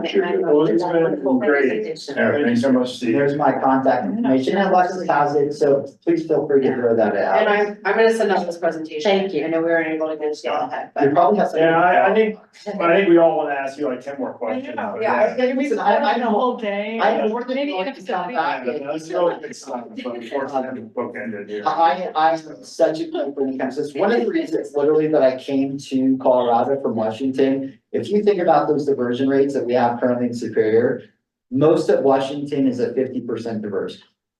And we're including very rural parts of Washington. So one of the reasons I wanted to come to Colorado is because I think there's so much upside. Yeah, progressive. We have a lot of There's a lot of opportunity.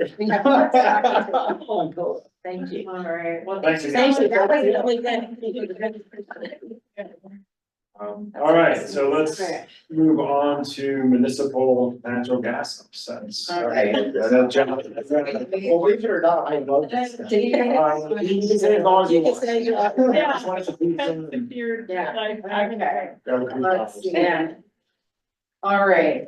it prompted by John, or are Yes. we gonna cover this anyways? Well, no, this was prompted by John, but I really wanted to talk about it because this is something that Nikki's really passionate about. So before Nikki was Before she leaves, yeah. off of ACES, I thought it was worth at least bringing up this discussion Oh, can I again. add one more thing? Yeah, So the energy that we're using for the trucks that are actually Yeah. currently operating here are actually all powered utilizing clean gas or clean energy. So none of the energy that we're utilizing is coming from coal or natural gas. It's all coming from either wind or solar. wow, it's all, that's amazing, that's great. All right, well, per ACES request, like we just talked about, we're talking about offsets because John brought it up. Nikki has spoken. John passionately brought it up, I probably said, I don't trust it single size offset. Yes. Yes. But just so you know. Okay. I don't Go remember out, saying around by the restroom. Yeah. So.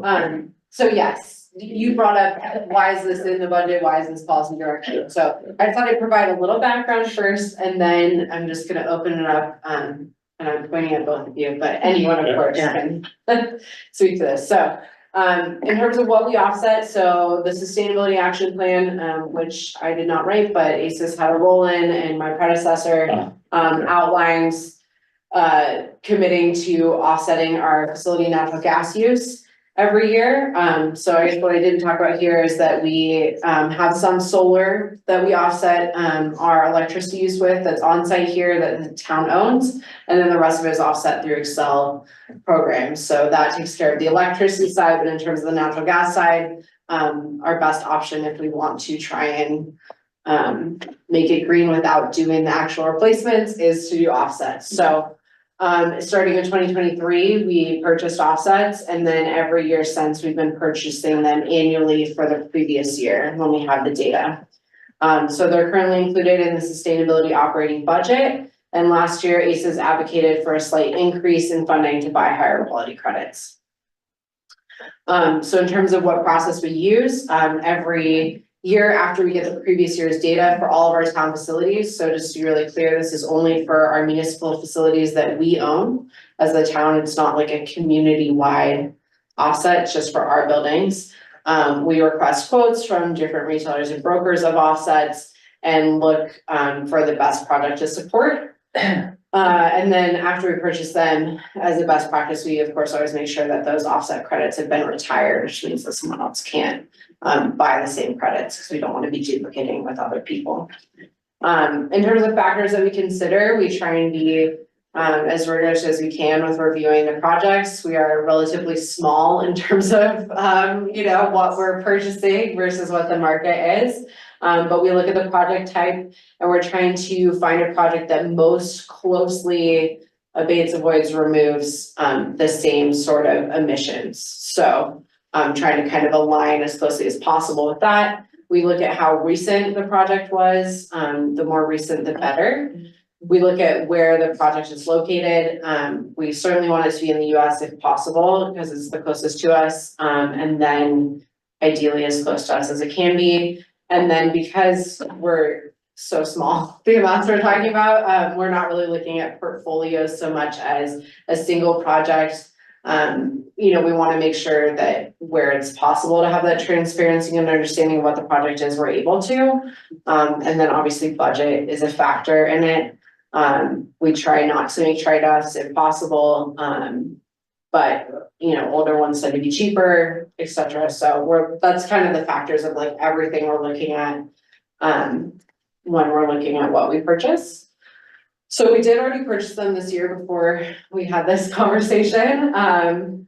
So we purchased some that were for orphan well closures in Oklahoma.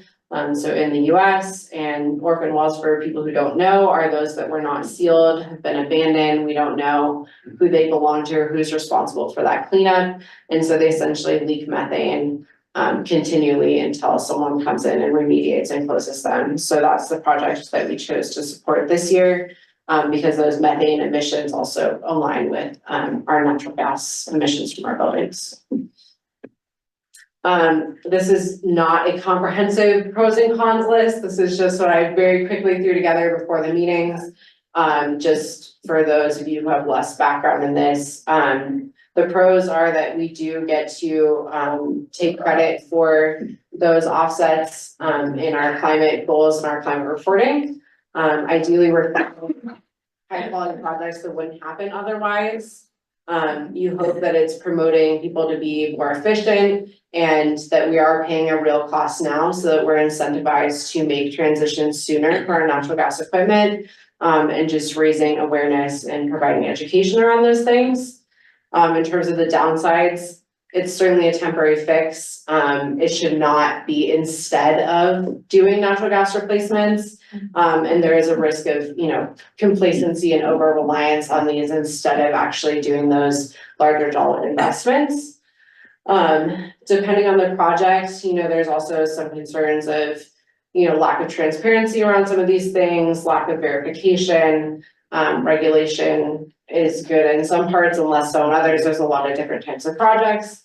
And then prioritizing the value of a project for offsets can sometimes be complex, socially, economically, and for ecosystems. For example, planting like a monoculture forest versus something that might be more suited to like diversity and ecology of a place. So certainly complex. I don't think, I certainly don't have all the answers here. So this is really just background to open it up to ACES to provide your thoughts. So appreciate that, and since I asked for this, I didn't know that.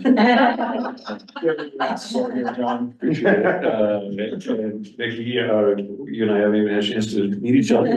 Look forward to your input on this, but so I understand correctly, we are paying $5,000 to a company in Oklahoma who is closing gas wells. Correct.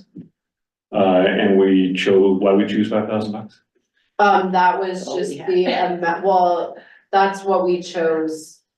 So did we like, say, here's how much carbon we emitted from burning natural gas, and here's a value that the Oklahoma company said, $5,000 equals that amount of carbon that I can stop. Yes, so we looked at what our emissions were and then we looked at projects within our budget that aligned with. So here's my question to you, why don't we spend $50,000? Yeah. Because I would say that there's a total false connection between the two. Like there's no real connectivity between us emitting the gas from the CO2 equivalents from the natural gas and us doing some activity over in Oklahoma. That's a good project. I like it. And I like the fact that we're supporting it, but I could also say that we don't want to support it because we want to focus all, and when it's been $5,000 doing something useful here. Because we have no idea how long those things are going to stay capped. We have no idea the efficacy of the project over there. Well, you wouldn't invest in credit for a project like that unless you kind of looked at it in a bit more detail. And all of these projects have methodologies and standards that they use. So for oil and gas well capping, there are established methodologies. So this wouldn't be something that should be invalidated or have a lot of reversal risk. So actually, this is a good project.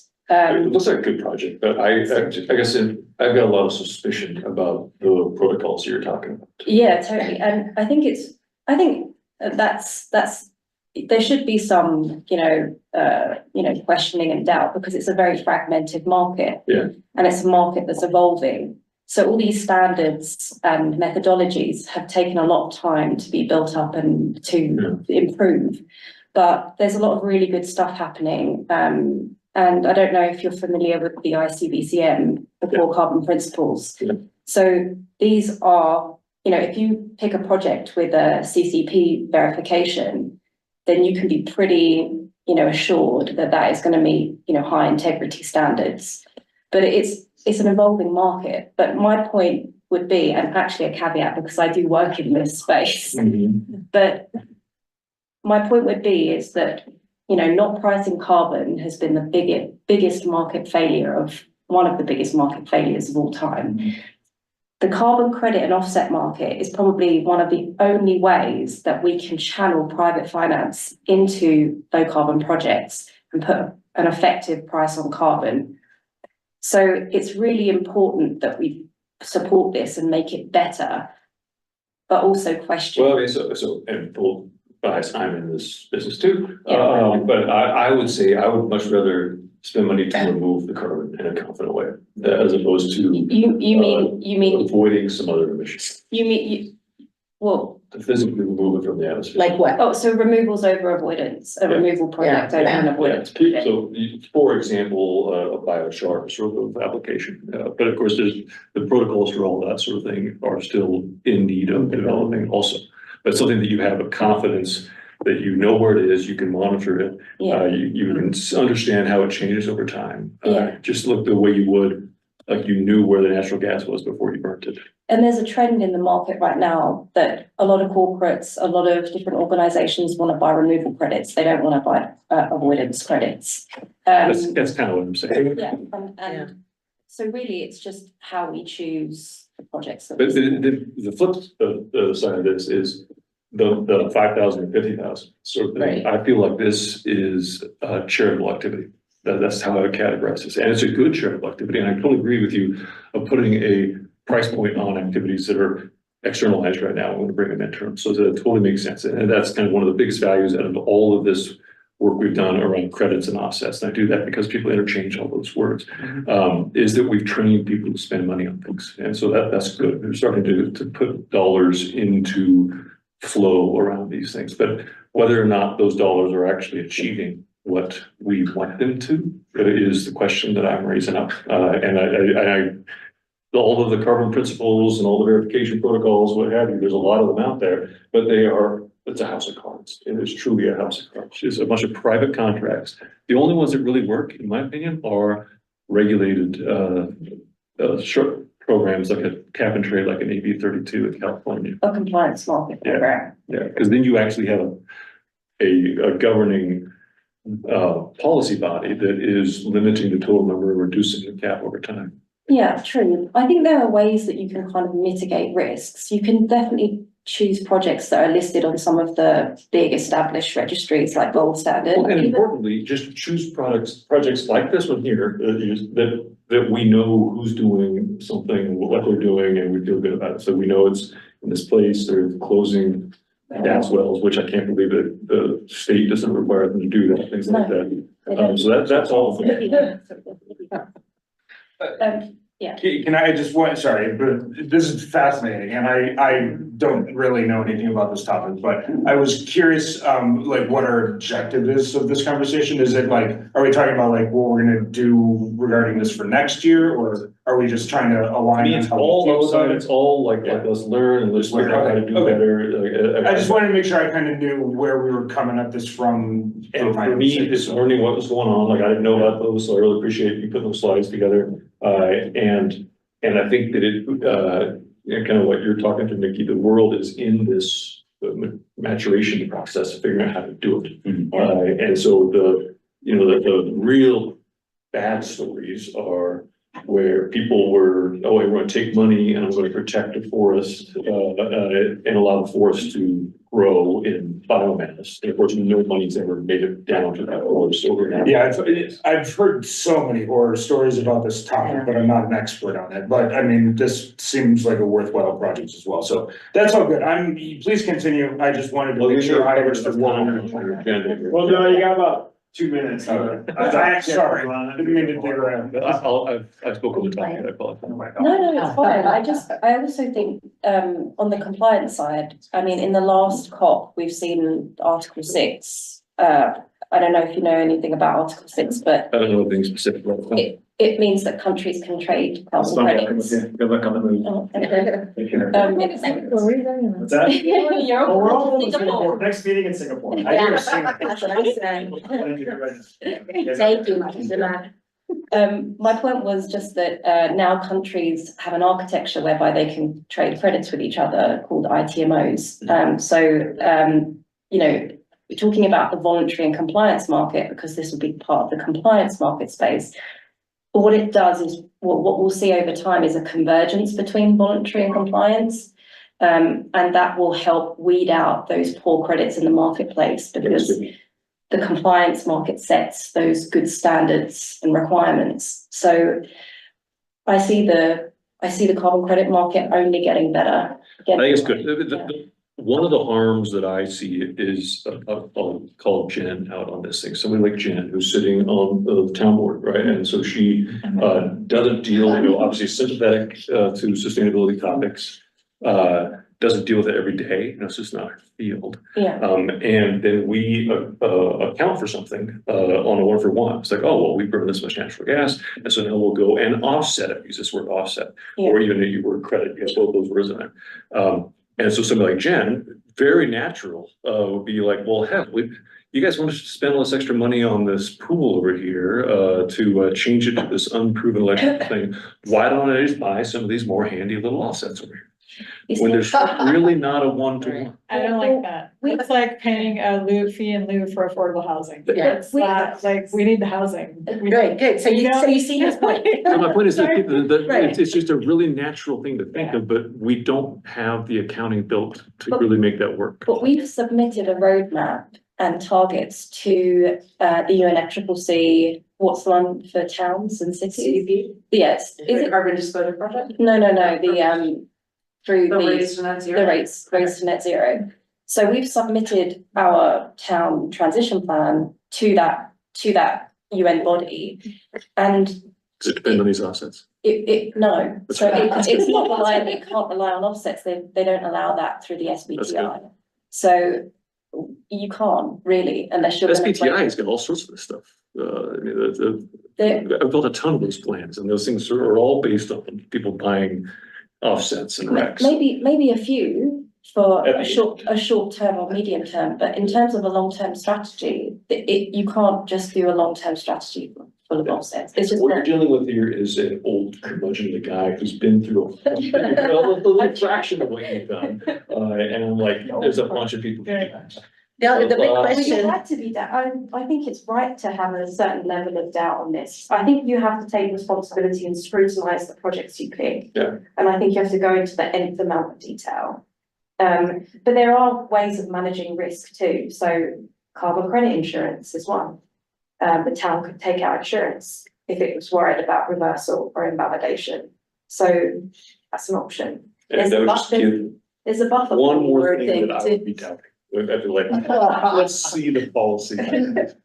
just so you know, real quick, if there's ever a topic that town council wants to learn more about, Jen can say, John, would you come present? Would you come present? Well, Just everybody know called Nikki from that- Singapore. Yeah, which time, we could Zoom from Singapore, but just so you know that There's a hotel. that we're here to help educate at the same time, so. And this is why we want to have this conversation while Nikki was here, and just Right. less of a, like, more a check-in on, you know, since this was an ACE's recommended thing in the past, you know, how are we feeling doing about it? it? What are concerns should we be thinking about as we're purchasing these things? Yeah, and that's sort of the takeaway I'd like you to take from my comments is that I am concerned about the perception of anyone who is not in this business. Sure. That it is, well, we're already doing it, it's simple, we just buy more of these things, and why, you know, what's the big deal? And so that kind of implementation side, so if we could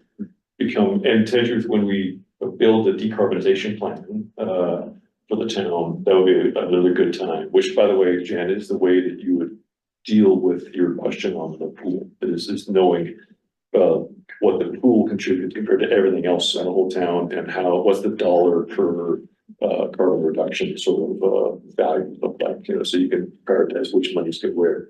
But it's, I mean, none of us want to be the first town with an electric pool here. We've talked about that. You're right, so we're not, it's not there yet, right? And this even plan looks at our existing facilities, so not just the new things that we're doing, but also we have a lot that we just own that we need to transition. natural gas equipment. And so what are the, return on investments? What are the opportunities there? What equipment do we actually have? We don't have a full inventory of that, And so. that is why that decor plan is so important, so. Do we have any, Budget. do we have any like documentation or I guess like verification of the work that was done on the wells? Do we get like our little plaque that says Town of Superior closed this well and the wells will be closed too? So there, I think there's some sort of, there's like a registry, there's a way that it's recorded, and that's why we're. Retirement off, like we make sure that we get that retirement that shows that it like was actually purchased by us and we own it, and there are like registries and other ways to look up that sort of thing. I like that. It's That's cool. section I of- would imagine it would be B carbon registry, does that sound familiar for the oil and I gas think world? so, Austin did this, so it translated my. Carbon, but in order to even be put on a registry, you need to go through a verification Okay.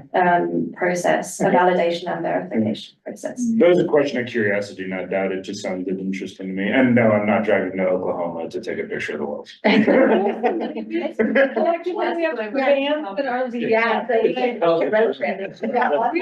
got adventure vans, The like. the journey is the part of this that I Yes. don't wanna take. That's Sorry. I appreciate your like optimism and enthusiasm on all this, so I. Do we have much Share it, Yeah, we have one more agenda item. I know, I hate to even cut this off because it's such a good discussion. And I appreciate you both for weighing in with your thoughts. I think it is complicated. I have mixed feelings about it as well, so just really appreciate your feedback and perspective. So the last thing we have is working group report out on messaging and then the digital sign, which also if anyone wants to stay after and play with this fun sign, I would appreciate you, so. How about I turn it over to John for what we did with our idea? Yeah, and the Front Range Sustainability Council real quick, and then what we talked about with the residential checklist. Oh, And then we'll turn it over to Patrick for the sign. I mean, it's a heck of a thing, I mean, it's like a very nascent idea. It's just a nice, that's why we're bringing it. We're saying how we should have, not this, but, Our sustainability yeah, action like plan. you've got a bunch of has- resources that are available. In the- right? In this, in our resource sheet, And Michelle was talking about we need to essentially wave the flag, get more FaceTime out there to especially chase people down around incentives that are gonna fall off here pretty quickly. But maybe there's a possibility for us to turn this into kind of a more of a kind of channeling my peer pressure sort of a thing, like what are all the things that a resident from Superior really should be doing, like what is the checklist, do I have heat pumps, do I have electric, hot water heater, do I have electric induction or whatever on my stoves, do I have my pollinator friendly, backyard, all that sort of stuff, and use that as a basic kind of a common thread that we could use over years to not only just be communicating, but you could even have people register to this over time, say, well, hey, I've actually accomplished that, check these things off.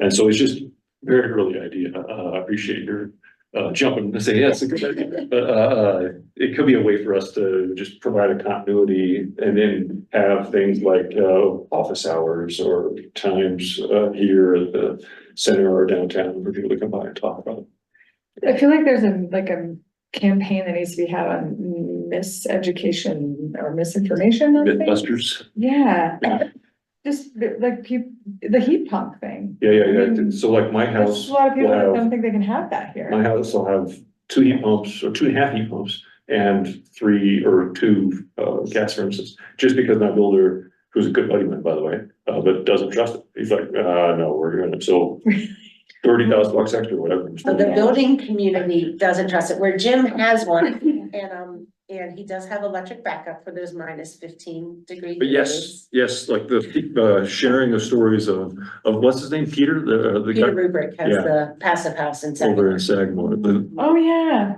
He told me he was running the whole house on a 1,500 watt space heater before they had the HVAC set up, because That it's sounds 15-inch walls. Yeah, When you say it like, Yeah.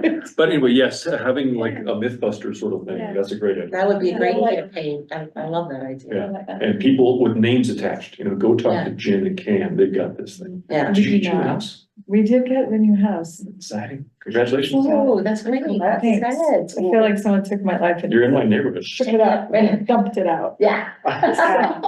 We're figuring it out. Yeah, that's it. It's, Yeah, so that was what brought me to this was reading our 2025 working plan. We have 1/3 of the year left. And we have rebates that people haven't tapped into. And Alexis and the town communication staff has done a great job putting it in all of our communication channels. We need that next step of people taking that information and doing something with it. And when I talk to folks about it, it's like, oh, I don't know where to start, and then life takes over.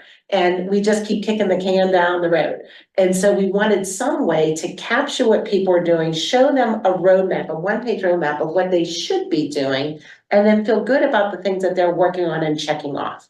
All the way to Xeriscape, to all of our 7 pillars right here Yeah. that we the have structure. on this website. Yeah, the structure's here. So we were then talking about, we have October, I'm not Oktoberfest, I'm sorry. We have the Fall Fest as a tabling, but we really don't have anything in November until we have Winterfest. So if there is any opportunity that we could have one office hour, like some event connected here with the chief when the chief talks, or the senior breakfast, and we have a desk with us sitting there with this information and just try that and see if that We do it with the works. Chester chief, because then we already got copy and done. Exactly, so I would piggyback on an existing event, we don't need to create the event. They we would just need a want more partner. people to attend. too, Yeah, So it's a and that- win-win. that Yeah, way. and that way we do partnerships with that, but I think we have the knowledge and the peer pressure piece of it is to say, oh, wow, my friend is doing this, my friend's got the heat pump, maybe I could do this. And we know how much work it takes to get heat pumps ahead of time. This is a So- competitive town. We need contests. Yeah. So would the next action item be for ACES to look into this Yes. and start scoping it out, maybe talk about it at the next working group and bring it Actually, back we to were the saying next we're just gonna meeting? dump it on your plate. No. So what I would say She's to not that very busy. is that I already have the checklist, because we created it for 1, 2, 3 electrify, which is our Right. campaign for before you were here, and that's why we started the electrification expo that we've Yeah. done That's why annually this for the other last. professor. Because it's neighbors to neighbors, we had people who have done this come up and talk to their neighbors, and we partner with Louisville and Lafayette. And so that's like the electrification and climate, we need to add the other pieces, so I would love to take that and add another Yeah. layer Yeah, on top of that, Happy to share because, and I think that, let's build on what we already have, we just haven't had a chance to present it, so that's why the office hours, I think would be a great time to bring that back out, so we can suggest at the next working group, I can put some notes Yeah. together and say, here's what we talked about, and then we can, at the next formalize those, bring it to that ACES meeting, October meeting, vote on it, and then make that event happen between that October ACES meeting and December. Great. And try it and pilot it. so we can invite Go Electric too, I connected with them again recently, Yeah. and we're gonna highlight them again in the newsletter, the next newsletter that'll go out next week, I think. Is gonna highlight all the rebates that are federally ending at the end of this year. And then also plug Go Electric and for those of you that don't know, they're a nonprofit here in Boulder County. It's all volunteer run, but they're all people who are just really into electrification and wanna come, help people wherever they're at. They'll come look at your equipment if it's not working. They helped a ton post Marshall Fire, when people installed heat pumps and other things and they weren't put in Yeah. properly or other things, and they are just great and love this stuff, so I'm sure they would be happy to partner with us as well if you would be interested in that. Okay, great. So. Do we need a motion at all? We don't need a motion to work on this as a working group. I'll add it as a action item. Oh, Are and they we also gonna listening on decorate Yeah. the trucks for the holidays? Good Will there be lights on the trucks for the holidays? lights on the, Yeah, Let us see. that's a city. Well, we actually do some holiday events where we do decorate the Right, tracks. that's what I was so you're saying. doing great until this moment. Like, can we have it at Now, Winter Fest, just I a fully know. decorated LED So, lit up change electric? the story, so the driver that's on the back of this card is one of your drivers. Is one of our drivers, so we David. like to thank and appreciate our drivers, especially holidays. Yeah. Quick thing before we Yeah. adjourn, Michelle and I sat in on that Front Range Sustainability Council thing. Oh, yeah. And I think you're gonna volunteer to try to help those To guys. help organize the business rules, the operating guidelines, get a board elected, around And this that. is like a community of ACEs sorts of people, really. I'm around. Committee of committees. Committee of committees. Yeah. I'll give you an example. I'll give you an example of what Louisville wanted. Louisville presented to their town council to adopt the aggressive building code things, and they backed off, town council backed off because they didn't want to be the first town to do it. They asked who else is doing this because they got burned after Or the they learned pilot. something. Yeah, they definitely learned something. And so their Louisville, our Louisville counterparts saying, oh man, I wish we had this Front Range Sustainability Council can go see. Superior's work on this, Broomfield's working on this. So we need to take the leadership in Louisville to do this. But yeah, they are. But that's what we would see the Front Range, Sustainability Council do in support with. We acknowledge the partnerships that Superior, Louisville, Lafayette have and other groups have working regionally. Yeah. And that we would just support and exchange ideas. There's no need to reinvent the wheel. So I think that's what it's going to be turning into. So if you have any interest in being on that committee to help steer it, let me know. But we'll start working on that and then. That makes sense, because there could be regional grants, there could be regional, like, there Absolutely. could be projects that are just. What we did with the so much mode down bigger than pollution. ours. Yeah, mode down pollution is a great example when you turn from gas powered internal engines, lawn mowing equipment to electric equipment. Is a great way to get the word out and communication. All right, Patrick, you wanna show the board? Yeah, I mean, in the 30 seconds that I've spent on it. So it's, See now. the good news is it's not insane. It's battery powered, and here, we'll do a quick tour. This thing is a beast. Yeah. Oh, I'm sorry, Nana. So it's got a huge battery down. Yeah, so we it's can- got a big old battery down here, which I think is probably a good chunk of the weight. So that's the battery. You can press this to see the battery status. And then there's a remote control for it, but So it's first it not has to be turned on here first. So that's kind of your like master power and then charging plug in. I don't know what any of this other stuff is yet, so can't help So you you there. like can connect it to a laptop, or are you doing it via Wi-Fi? So it is an Android phone, Oh, basically. yeah. So the interface, it's a little weird because you're navigating what is essentially a touchscreen interface with a remote, Oh, it's. which I'm finding is a little tricky. But essentially, if I back out of this, we could very easily load up video, we can load up photos, we could build a Google slide deck that can kind of rotate through here. And then from there, I'm not sure what else it can do. That's about as far as I've gotten, but I think, for our purposes, there's probably logic to the calendar of events being accessible in here. And then slide decks and photos that are relevant depending on the event we're using it for. So if we created content for one of these, that we can just Dropbox or like, so however we get it, like from the town. Yeah. There could be content that's loaded to these specs so that it's like going. And you can through- use it for caps, you can use it for aces, you could use it for different. things. Yeah. Everything. So And we talked about using it for like the events team, using it to display zero waste stuff for an event Yeah. or like Yeah, other we things that already are have our probably Google well Drive relevant. thing here. That would be cool. I think we talked about that, of having almost like a real time, or it could be set up ahead of time of like, we know because of how much waste we expect from this, that based on permitted, it's gonna go up this amount. Right. So you could have like That's interesting. a rising, for people to see like movement and realize that like, oh, we're creating this, like as this is happening. And Yeah, Well, I think that's the point, is that it's just up to our imagination to come up Yeah. with cool stuff, but it seems like a pretty plausible platform. the comp team might be Yeah, fun to like deploy on this for. It should have its own content management system, so it should have some software on it whereby you can create, whatever. I wouldn't doubt whatever you're right, I content. mean, we've just barely turned it on. yeah. This is Yeah. all just Android Get a in here. teenager, is there a That's a- teenager? But what's the brand? Displays to go. So there's probably a displays to go app on there. Oh, So yeah. we were talking about using this when we had office hours, that we would have the electrify, the 1, 2, 3 electrify map that you had, that house checklist. And we would then have the list to the website with the rebates and she'll walk them through. Yeah, I think it's all possible. We're just trying to make it not a big lift for either Right. comms or staff. But Or I us. think, yeah, or you, right? I mean, that's part of why it hasn't been used yet.